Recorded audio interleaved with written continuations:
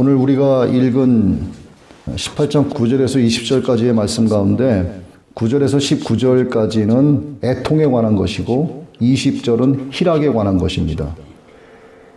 이것이 오늘 전체 본문의 바벨론 심판으로 인해서 나타나는 두 가지의 양상이라고 볼 수가 있죠. 오늘이 종려주일이고 고난주일의 시작인데 마가복음 15장 29절 이하의 말씀 보면 지나가는 자들은 자기 머리를 흔들며 예수를 모욕하여 이르되 아하 성전을 헐고 사흘에 짓는다는 자여 내가 너를 구원하여 십자가에서 내려오라 하고 그와 같이 대제사장들도 서기관들과 함께 희롱하며 서로 말하되 그가 남은 구원하였을 때 자기는 구원할 수 없도다. 로마 시대 가장 흉악한 죄수들이 받은 이 십자가형을 예수님께서 받으셨습니다. 그때 그곳의 사람들의 아우성과 대제사장들의 조롱은 십자가에 달리신 예수님을 향하여 십자가에서 내려오라 하는데 집중이 되어 있었어요.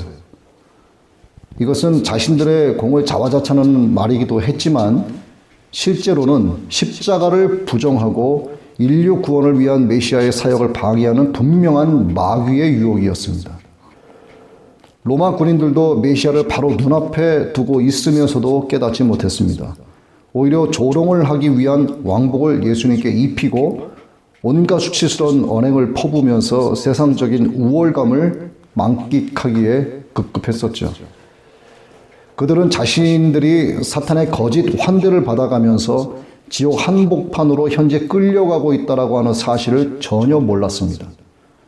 대제사장들도 그렇고 빌라도도 그랬고 머리를 흔들면서 모욕하던 모든 군중들도 그저 거짓의 아비인 사탄에게 속고 있었습니다.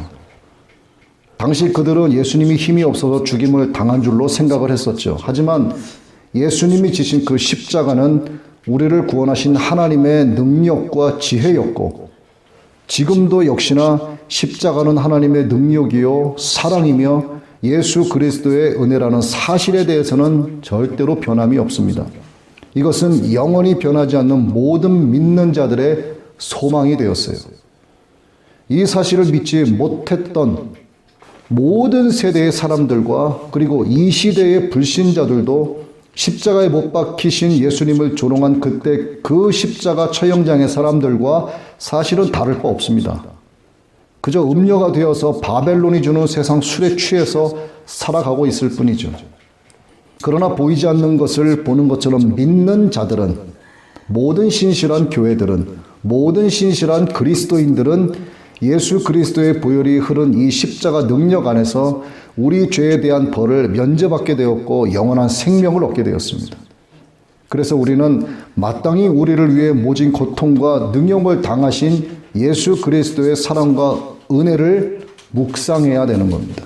그리고 십자가로 우리를 구원하신 하나님을 찬양하고 우리를 대신하여 죽으신 예수님을 위하여서만 살아가야 하는 것이죠. 이게 성도의 마땅히 해야 될 도리인 것입니다. 우리가 자주 접하는 사람들 가운데도 보면 정말 안타까운 사람들이 많습니다. 그들에게 십자가 복음을 전하는 삶이 그래서 되어야 하는 거죠. 그러기 위해서는 복음이 삶의 실제로 자리매김을 해야 됩니다. 내 안에 계신 예수 그리스도를 그들이 볼 수 있게 해주는 것이 가장 큰 복음의 외침이 아닌가 저는 이렇게 생각을 합니다. 이사야서 53장 5절입니다. 그가 찔림은 우리의 허물 때문이요 그가 상함은 우리의 죄악 때문이라. 그가 징계를 받음으로 우리는 평화를 누리고 그가 채찍에 맞음으로 우리는 나음을 받았도다. 인간의 죄를 대속하시기 위하여 예수 그리스도의 찢기신 살과 흘리신 피를 기념하는 성찬식을 준비하면서 주님이 겪으신 고난에 동참한다는 의미로 행하던 금식으로부터 유래된 것이 사순절이죠.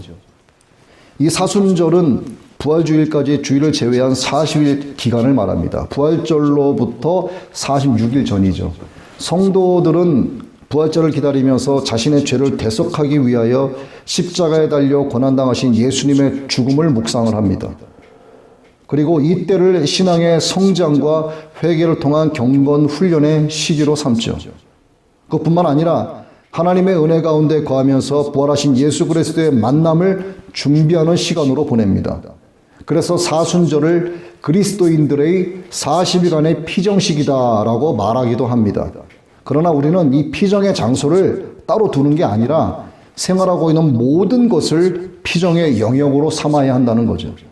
따라서 성도라면 마땅히 우리의 허물로 인해 찔리시고 우리의 죄악으로 인해 상하시고 우리의 평화를 위해 징계를 받으시고 우리의 나음을 위해서 채찍질 당하신 주님의 은혜와 사랑을 묵상하면서 그분의 고난에 늘 동참하는 마음으로 살아야 하는 것입니다.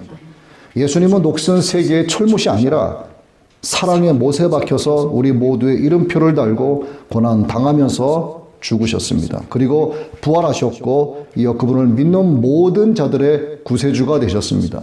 주님을 더욱 깊이 생각하는 고난 주간으로 이 한 주간을 보내시기를 예수 그리스도의 이름으로 축원합니다. 이제 본문으로 들어갑니다. 오늘 본문 바벨론 심판의 두 양상이라는 제목으로 18장 9절에서 20절의 말씀에 들어가도록 하겠습니다. 지난주에는 바벨론에 대한 하나님의 심판의 기준의 방법이 무엇이고 또 멸망의 원인이 무엇인가에 대해서 말씀을 나눴습니다. 그리고 멸망한 후의 모습에 대해서 간략히 말씀을 나누었는데 오늘은 바벨론 심판에서 나타나는 구체적인 두 가지의 대조적인 양상이 무엇인가에 대해서 말씀을 나누도록 하겠습니다. 서두에서도 말씀을 드렸지만 두 가지 양상이에요. 한 무리는 애통을 하고 성도는 희락을 즐기는 겁니다. 애통과 희락이라고 하는 이 두 결과가 다시 말씀드리지만 본문에 아주 대조적으로 나타나고 있습니다. 9절에서 19절에 땅에 속한 자들에게는 애통이 있고 20절에 하나님의 이 공의로운 심판을 기뻐하고 찬양하는, 그러니까 하늘에 속한 성도들에게는 희락이 있습니다. 이 두 양상을 좀 자세히 알아보도록 하겠습니다. 먼저 땅에 속한 자들의 애통인데 9절에서 19절은 바벨론의 멸망을 애통해하는 장면들이 자세하게 묘사가 되어 있습니다. 애통하는 세 부류가 등장을 합니다. 왕들의 애통이 9절 10절에 나타나 있고 또 11절로 17절 상반절에는 상인들의 애통이 나오고 17절 하반절에서 19절까지는 배타는 선장 및 선원들의 애통이 나오고 있어요. 사도 요한 당시 로마 제국의 상태를 지적한 것이기도 할 수 있는 이 애통하는 내용은 에스겔서 27장의 내용을 배경으로 삼고 있습니다. 각각의 그 내용을 살펴보면 첫째, 왕들의 애통을 한번 봅니다. 로마 왕들은 로마 제국의 그늘 아래서 왕권을 누렸고 그 왕권을 유지하기 위해서 로마 제국의 권력을 통해 나타나는 횡포 등을 방조했습니다. 방조했다는 것은 속된 말로 한 패거리였다는 뜻이죠. 그들은 로마와 더불어서 부와 향락과 사치를 누리면서 많은 죄악된 일에 동참을 했습니다. 반대급부로 보자면 로마 제국의 멸망의 첫 번째 타격을 입는 자들이 바로 왕들이었다는 것을 뜻하는 겁니다. 그러나 그들의 애통은 회개의 눈물이 아니라 권력자로서 그들이 누려왔던 특권과 악한 질서가 망하는 것을 슬퍼하는 악한 행위였어요. 그들의 애통 자체가 악한 행위였습니다. 오늘 본문에서 왕들의 애통이 처음 나온 것은 정치하는 자들의 불의와 부패의 파급력이 국민의 삶에 얼마나 엄청나게 큰 악영향을 미치게 되는지를 암시해주는 말씀이기도 합니다. 이와 마찬가지로 그 악한 지도자들이 받을 심판이 얼마나 가혹하고 엄중한 것인지를 반의적으로 강조해주는 말씀이기도 한 것이죠. 멀리 갈 것도 없습니다. 오늘을 살아가는 우리 자유 대한민국에 깨어있는 국민들이라면 이 나라가 지금 어떻게 망가져가고 있는지를 다 보고 있습니다. 과거에 1863년 11월 19일에 있었던 링컨 대통령, 그가 게티즈버그 헌납식에서 짧은 연설을 했습니다. 그 연설이 매우 짧기는 했지만 지금까지의 민주적 신념의 가장 웅변적인 성명의 하나로 역사가 증거하면서 오늘날까지 이르렀습니다. 신대륙의 자유를 신봉하고 또 모든 인간은 평등하게 창조되었다는 신조에 헌신하는 새 국민을 탄생시켰다 하는 말로 시작된 그 연설은 이 국민이 하나님의 가호 아래 새로운 자유를 탄생시키며 국민을 위한 정치가 지상에서 사라지지 않도록 하자는 말로 마무리가 되었습니다. 이 연설이 어디 그때만 해당되고 적용되는 연설이었겠느냐 하는 거죠. 각 모든 나라의 자유민주주의를 추구하는 정부와 국민들에게 표준이 되는 정치의 정도로 자리매김해왔고 민주적 신념의 가장 웅변적인 성명사가 지금까지 쭉 돼서 이어져 오고 있었습니다. 우리나라도요, 기독교 정신으로 세워진 나라입니다. 척박한 조선 땅에 목숨 걸고 복음을 전했던 선교사들로 인해서 결국에는 이 나라의 최초 정부가 기독교 신앙에 입각하여 세워지게 된 것입니다. 투표에 의한 국민의 정치가 이루어졌었고, 국민에 의한 정치가 이루어졌었고, 국민을 위한 정치가 이루어졌었습니다. 그러나 지금은 어떻습니까? 국민은 온데간데 없는 정부의 독자적인 정치가 있고, 국민은 안중에도 없는 정부만의 정치가 있고, 국민은 개되지도 않은 정부만을 위한 정치가 이 땅을 지금 검붉은 색으로 물들여가고 있는 게 사실입니다. 그러나 참으로 다행스러운 것은 모든 악한 것에는 오늘의 말씀과 같이 반드시 끝이 있다는 겁니다. 그리고 하나님의 심판, 바벨론의 멸망으로 나타나는 애통하는 첫 번째 대상이 바로 왕이라고 하는 사실이죠. 왕은 최고의 권력을 잡은 자를 가리키는 거 아니겠습니까? 성경은 이렇게 기록을 하고 있습니다. 그의 죄는 하늘에 사무쳤으며 하나님은 그의 불의한 일을 기억하신지라. 오늘 본문 요한계시록 18장 5절의 이 말씀대로 모든 죄악은 하늘에 사무치고 하나님은 모든 불의한 일을 기억을 하고 계시죠. 어떤 죄악이든 땅에서 범죄한 모든 것들은 결코 사라지지 않습니다. 하나님의 심판대 앞에 서게 되면 자신이 지은 모든 행위들이 낱낱이 밝혀질 것입니다. 그리고 그 행위에 맞는 합당한 형벌을 하나님이 내리시게 되는 거죠. 계시록 20장입니다. 13절, 바다가 그 가운데서 죽은 자들을 내주고 또 사망과 음부도 그 가운데서 죽은 자들을 내주매 각 사람이 자기의 행위대로 심판을 받고 사망과 음부도 불못에 던져지니 이것은 둘째 사망 곧 불못이라. 누구든지 생명책에 기록되지 못한 자는 불못에 던져지더라. 사람이 죽어서 화장을 하고 죄를 강에 뿌리고 바다에 뿌리고 산에 뿌리고 들에 뿌려도요, 바다가 그 가운데서 죽은 자들을 내주고 사망과 음부도 그 가운데서 죽은 자들을 내준다고 성경은 기록을 하고 있어요. 그리고 그들은 하나님 앞에 가서 심판을 받습니다. 어떤 기준으로? 그들이 살아온 그 행위대로 심판을 받게 되는 거예요. 하나님의 심판을 받아서 둘째 사망으로 던져지기 전에 그 전에 차라리 이 땅에서 형벌을 받고 반성하고 회개하고 하나님 앞으로 돌아오는 것이 낫습니다. 돌이킬 수 있는 기회가 있기 때문이죠. 이것이 복인 거죠. 그러나 하나님의 심판에 이르기까지 돌이키지 않는다면 절대 절망밖에 없는 영원한 형벌에 처하게 됩니다. 자, 왕들의 애통에 이어서 두 번째로 상인들이 애통해하고 있습니다. 바벨론의 사치한 생활을 지탱해 주기 위해서 상품을 공급하던 상인들도 왕들과 함께 애통해하고 있어요. 그러나 이들의 애통 역시도 왕들의 애통의 성격처럼 누군가를 위한 선한 마음 때문에 가슴 아파하는 애통이 아니라 지극히 이기적인 애통이었습니다. 장사 대상과 거래처를 잃은 슬픔이 컸기 때문이죠.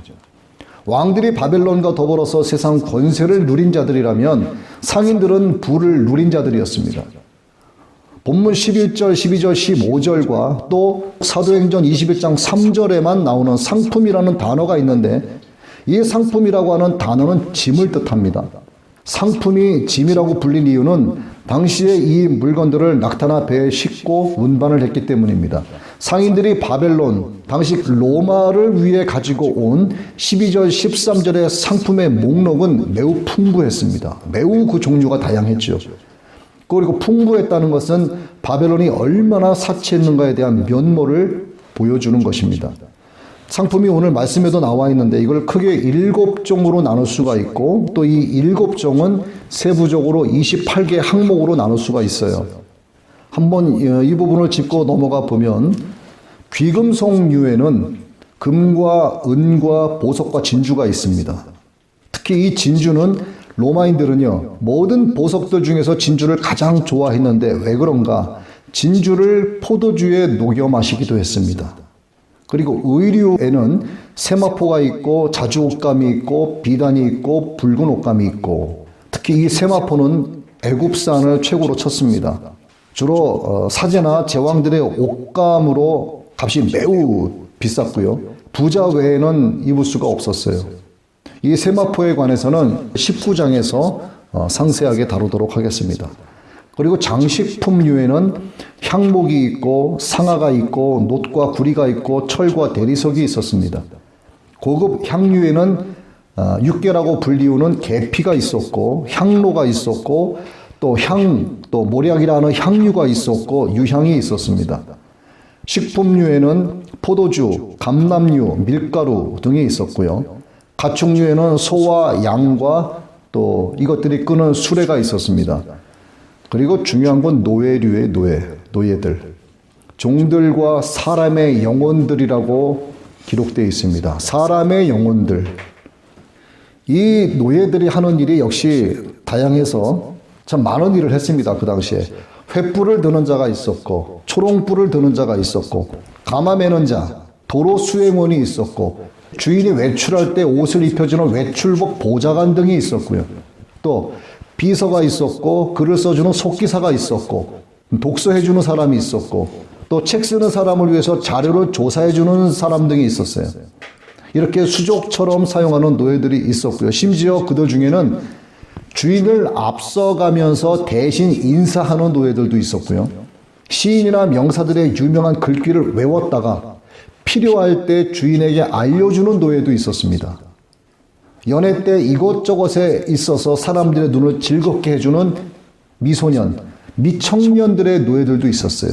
그리고 식사와 취침 시간을 알려주는 노예들도 있었고 또 난쟁이나 기영아들을 모아서 전시를 하기도 했습니다.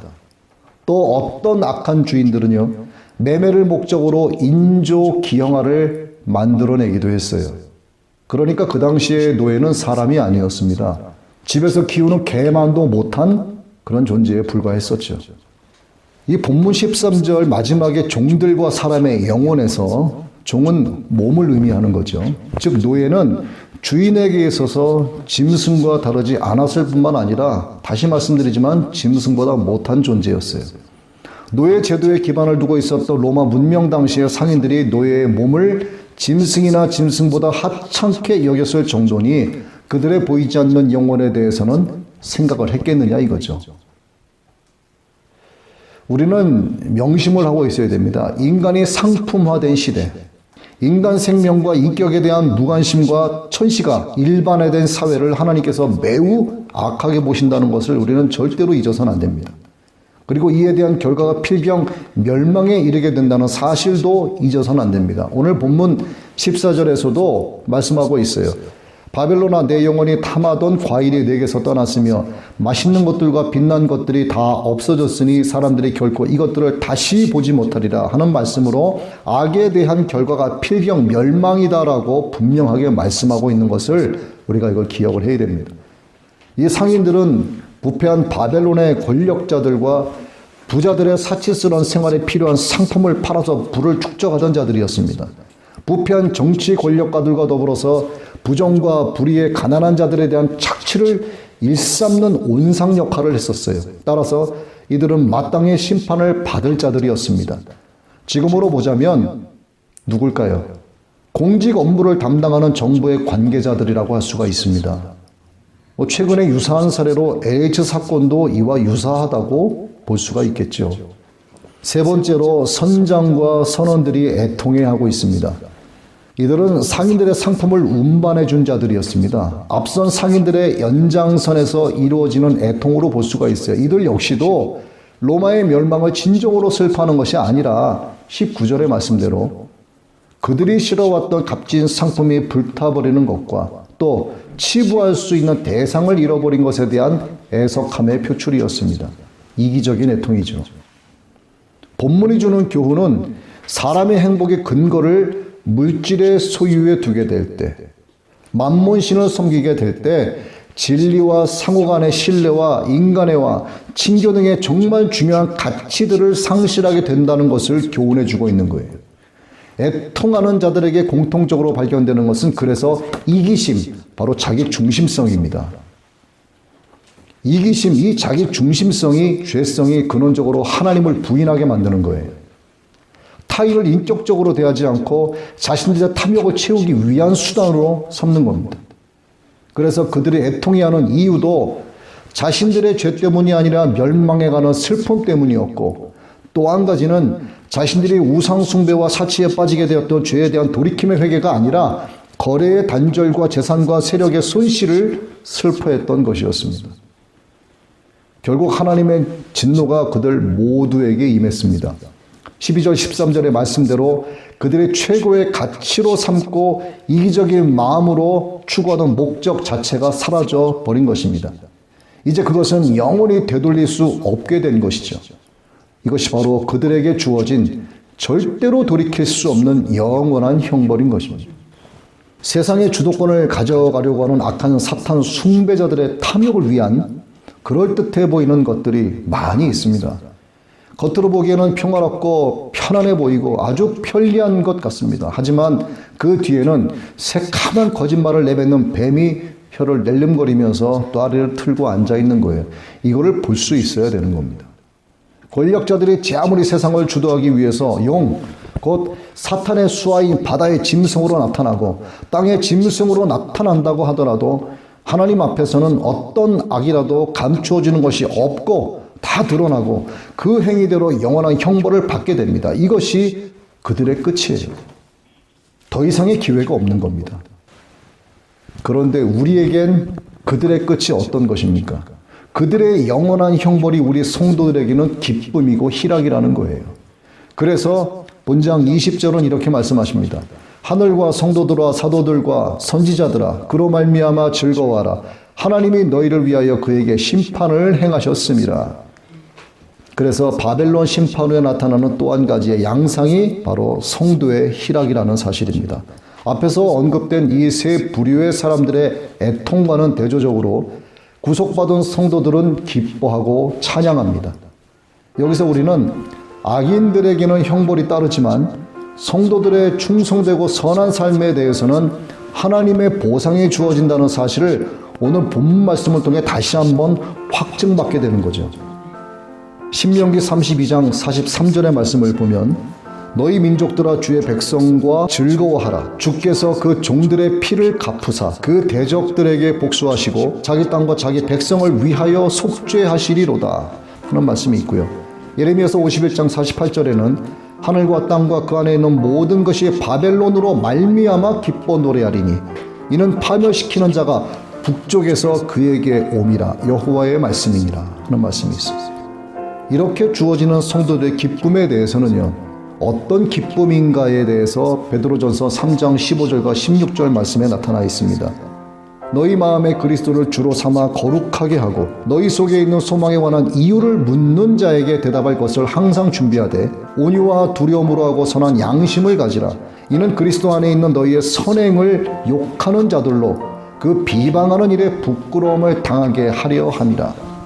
즉 성도들의 기쁨은 악인들의 멸망이나 고통 자체를 기뻐하는 것이 아니라는 거예요.